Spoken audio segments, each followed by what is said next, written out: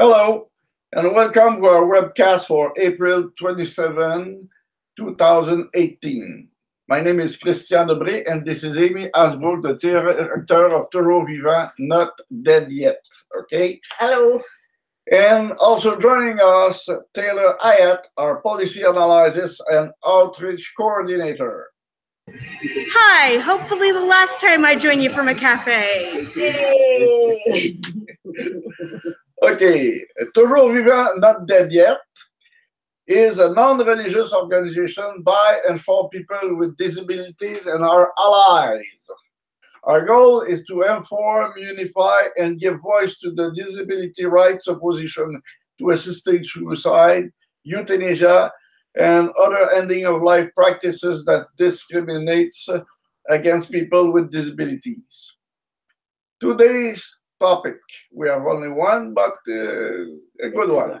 Stop the shock at the Judge Rotenberg Center. This center is in USA, but it's very important because what is happening in USA have tendency to spread around the world. Right, and also there are plenty of places that use what they call aversive interventions to prevent people from doing certain behaviors. So that's what we're talking about. Okay, so as we come to the end of Autism Awareness Month, we decided to highlight another one of the Autistic Self-Advocacy Network's campaigns. Stop the Shocks was created in response to treatment of disabled people at the Judge Rotenberg Educational Center in Massachusetts. The quote-unquote school and residential facility, also known as the JRC, was founded in the 1970s. Disability activists have been trying to shut the JRC down since the mid-1980s. So 38 years to try to shut down this place. Yeah, and the guy who founded it was a student of B.F. Skinner, who was the guy who created behavioral modification. He was the guy that came up with the idea of raising a baby in a box, never, giving it any affection, just giving it positive and negative stimulation. And anyway. I don't know if it happened, but if it happened, the baby is going crazy. Yeah. Well, that's Skinner for you. There you go. Anyway, JRC is best known for housing autistic people and people with cognitive disabilities and those with behavior problems. Those students with more mainstream conditions like ADHD and OCD have now make up about half of the center's population. The majority are people of color, and many have been involved with the criminal justice system. In states, it's kind of common because plus or minus 1 over 4 U.S. citizens have been in jail. When they closed institutions for people with cognitive and psychiatric disabilities, they didn't necessarily put in place the community-based services people needed. So the people who've had difficulty have ended up in jail because of that. It's not happening only in state, because near the bridge tunnel of Montreal on the 20, there is a big gray building being closed down or close to close down, and they send people with problem of their mental health away without any treatment, whatever. So you find them where? In prison most of the time. Right, because people need community-based supports. Yes. Okay. So the JRC has become infamous for the use of aversives, in other words, punishments for undesirable behaviors. So when they do things that the staff doesn't want them to, they get punished in various ways. And what is undesirable? Well, we'll look at that in a minute. Things. Yeah. The most well-known is the use of painful electric shocks. These shocks, these are the punishments, are delivered through a device called a GED, worn in a backpack and connected to electrodes on the person's torso and limbs. Staff activate the shocks through a remote control. Although the administration compares the shocks to a bee sting or a rough pitch, recipients are often left with burns and scars. Another possible penalty is the withdrawing or withholding of food, rather. Depending... Those electric things is very close to a stun gun. Yeah. Okay. So they are not so light that they tell. Right. They're not as powerful as stun guns, but by repetitive burning. Right. They use them often. Yeah. Sometimes people will be shocked 30 or 40 times a day. And it's often for reasons that are really not very, significant. Yeah. So they're also punished by withholding of food. Depending on a person's behavioral plan, missing meals may be made up in the evening with an unappetizing mix of spinach, chicken, mashed potatoes, and liver. Yeah. Which it's a punishment. Yeah, yeah. Okay, residents are punished for minor behaviors like talking to oneself. I don't talk to myself. I'm talking to myself, and the reason why it's not because I'm handicapped. I'm handicapped, but not for this reason. I'm talking to myself because I am an electrician, and every electrician talk to themselves. Right. Okay, another behavior is stimming or hand waving, saying no to staff requests or demands, not answering staff members' questions quickly enough, or tensing up at the thought of oncoming pain. These are all considered to be warning signs of potential self-harm or aggression towards staff. So they use that as the justification because the person might get dangerous. Yeah, but it's a false assessment. Right, exactly. Years after leaving the center, former residents described symptoms of post-traumatic stress disorder, including nightmares and anxiety that resulted from the use of the GED. Could not know why. Yeah. Be tortured? Why? Yeah. Why people have those trouble? Yeah. Why? An anonymous testimony posted on autistic advocate Lydia Brown's blog stated that staff, quote, would often shock us for things simply because they found them annoying. Yeah, even if it's anonymous, okay? This is very serious. Right. And this is true. Right, exactly. And there are other not anonymous statements that have said essentially the same thing. And this is anonymous most of the time because they are fear retribution. Yeah. So that's the reason. So they're shocked for behaviors that staff find them annoying. And then the staff would keep writing therapy notes until our psychologist added it to our behavior program. Understand that, okay?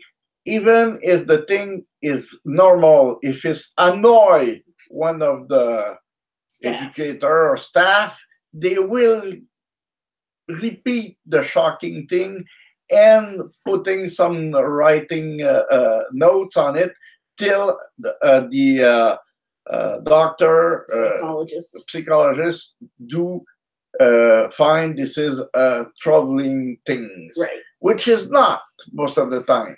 Right, exactly. So what starts out as an annoyance for a staff person, they turn it into a illness or problem. Yeah, which is not. Okay. I always touch my nose and my lens, and for them, if it's annoying, I may have been shocked for it. Right. And going back to the quote, I got shocked for tick-like body movements for which I have no control and which don't hurt me or anybody else. I would be shocked for waving my hand in front of my face for more than 5 seconds, for closing my ears with my fingers, which I do when things get too loud because I cannot tolerate too much noise. This is a normal thing. Everybody who are confused by too much noise do that. Everybody. And there are a lot of people for whom that's the case. Yeah, and autism. have a little bit more trouble with it. They are more sensible. Yeah. And it's just a normal thing to block the sound. Yeah. There was a period of time when I and many of the other students were getting shocked for having 5 verbal behaviors, such as talking without permission or clearing our throats in a single hour. So if the person went within 5 times in an hour, then they would get shocked. And I'm lucky you are not an educator and Right. our staff, and I'm not an autism because I have tendency to cut people in Interrupt, yeah. interrupt people. Shut So yeah. I'm lucky. Yeah. Let's see. The electrodes eventually burned into the person's skin. Oh, this no longer quoting. That was the end of the quote. The electrodes eventually burned into the person's skin and caused severe scarring.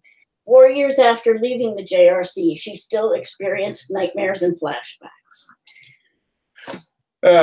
No comment. Right. And like I said, this is one testimonial. There are lots and lots of people who've had similar experiences and who've gone public with them. After torturing people, Right. what you could expect. Right, exactly.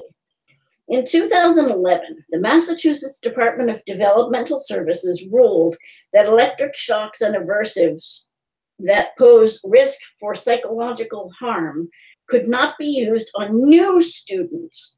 However, anyone who came to the JRC before 2011 could still be shocked. So, sort of not, it didn't solve the problem. No.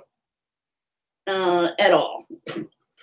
Earlier this month, the Autistic Self-Advocacy Network collaborated with the disability rights group ADAPT for 2 weeks of protests in Washington, D.C., including a demonstration outside the home of Dr. Scott Gottlieb, the commissioner of the U.S. Food and Drug Administration.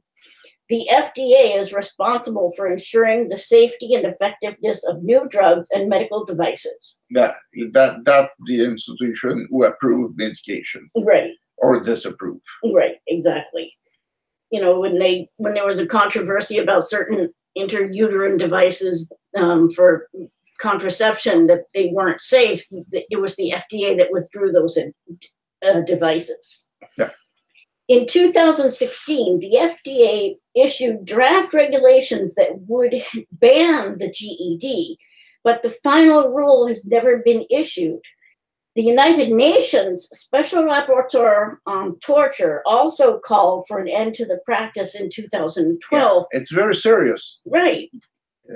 When it's recognized by the United Nations that this is a problem, usually they don't. That's the world concern. Right. They don't. That's not only a small part. Yeah, especially because the U.S. is so snotty. They utilize the U.S. because they provide a substantial amount of funding, and of course the UN is located in the United States, but they did criticize the United States for this, what happens at this school, but nothing has been done. The lack of action is yet another indication of the disconnect between disabled people and their non-disabled relatives. And disconnect can often end up as a conflict of interest. One parent of a JRC resident claimed that the shocks have made her son, quote, a civilized human being, unquote. And again, you know, some of the behaviors the parents are trying to stop are simply things that people do because they are, you know, getting some stimulation. Some of them are self-harm, but there are other ways to deal with that. Many parents claim that aversives are the only effective way to prevent disabled children and adults from injuring themselves and others. Which is not true. It's not true. In reality, any changes in behavior are motivated by the fear of the shock device or the person controlling it, and usually only continue as long as the aversive technique is used.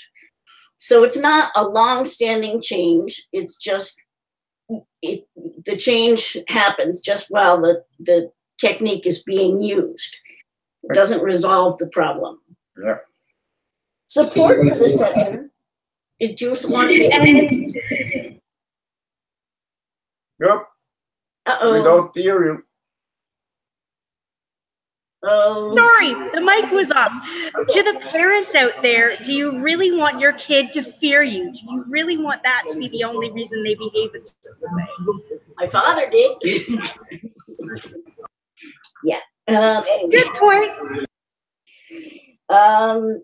Support for the center is also justified through two common misconceptions. First, that institutions are more suitable for disabled people than life in the community.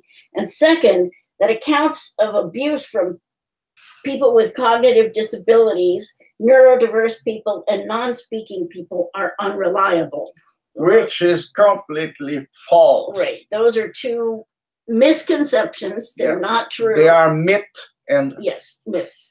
Yeah, and though people who are disabled are exactly as reliable as the population in general. Right. Exactly. There's no difference at all. Right. So thinking that's different is discrimination. Right. You do have to adapt the communication techniques because a lot of people with disabilities are taught to do what they think the adult wants, and so they'll say whatever they think you want to hear. So you have to adapt your communication technique, not to lead the person. But there's no reason a disabled person can't act as a witness or testify on their own behalf as having experienced abuse. And the first point was of the two was the that institutions are more suitable. That's false either. Very, very false. It's preferable to send people to the community with services. Right, exactly. Not without anything, with services. Right.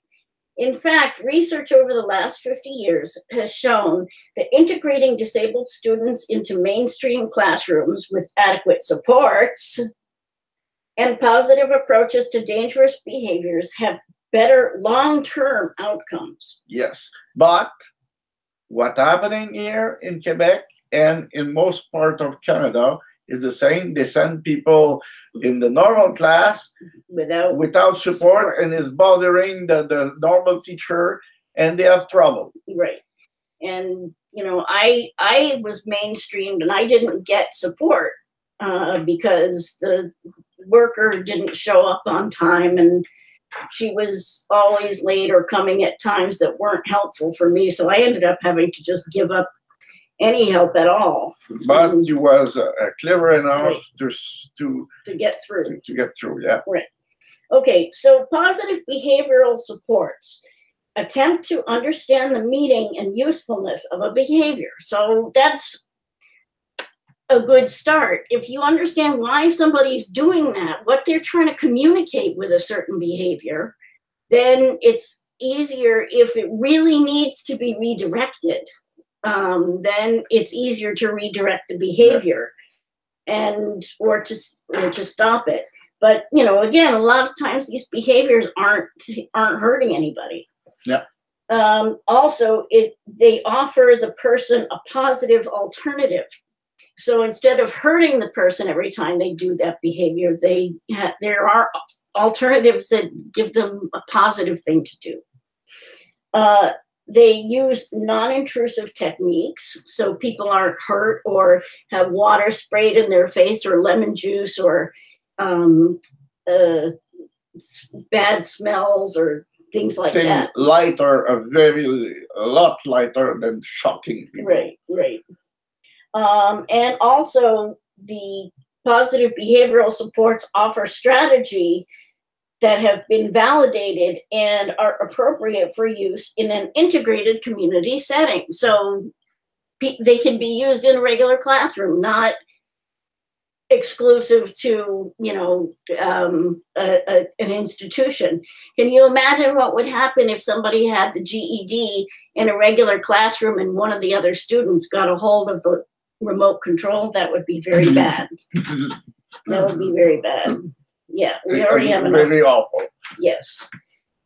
Disability advocates recognize that stimming and other non-compliant acts are natural human responses. As well, the claim that disabled victims and witnesses are unreliable has been debunked through the use of adaptive interview techniques to enable the person to communicate effectively.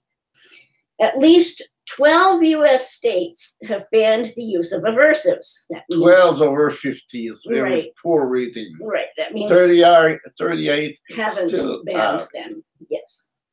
Advocates are not convinced that a similar ban in Massachusetts would shut the school down, since it has moved before. The JRC came to Massachusetts from Rhode Island in the 1990s. So they could move again.